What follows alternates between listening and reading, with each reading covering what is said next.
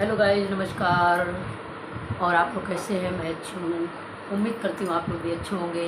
आजकल सावन चल रहा है। सावन के महीने की आप लोगों के लिए हार्दिक शुभकामनाएं, ढेर सारी शुभकामनाएं।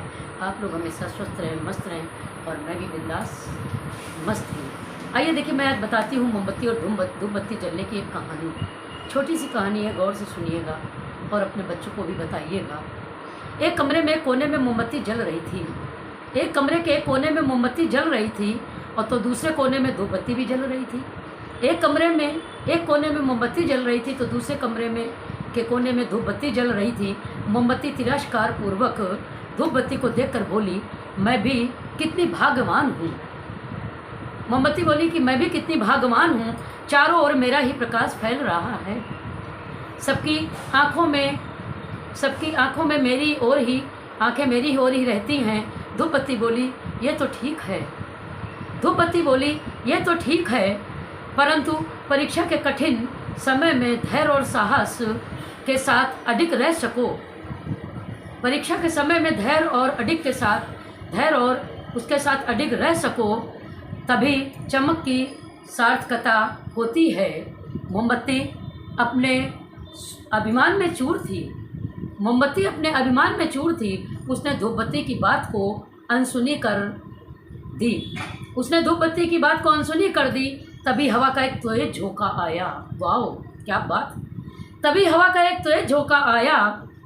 उसके प्रहार से मोमबत्ती बुझ गई। हवा की लहर से मोमबत्ती बुझ गई, पर धूप बत्ती ने और तीव्रता से सुगंध बिखेरनी प्रारंभ कर दी। और धूप बत्ती ने बड़ी ही कुशलता से सुगंध बिखेरना प्रारंभ कर दी। कमरे में आच्छाहन नीरवता बोली, यह चमक किस काम की?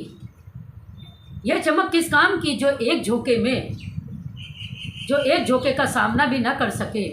यह चमक किस काम की जो एक झोंके का भी सामना न कर सके। क्षणिक उपलब्धियों पर अहंकार करना मूर्खों का काम है। दोस्तों, थोड़ी थोड़ी उपलब्धियां जब मिल जाती हैं लोगों को तो वो मूर्खता दिखाने लगते हैं। उनकी राह बदल जाती है, उनकी चाल बदल जाती है, उनके अंदर एक अजीबोगरीब घमंड आ जाता है और लोगों से बात करना बंद कर देते हैं। लेकिन दोस्तों, ऐसा नहीं होना चाहिए। आप लोग भी इस वीडियो को ध्यान से देखिएगा। मोमबत्ती और धूप बत्ती की कहानी आप लोग ध्यान से देखेंगे तो आप लोग को समझ में आएगी और अपने में परिवर्तन लाएंगे। नमस्कार दोस्तों, बाय बाय।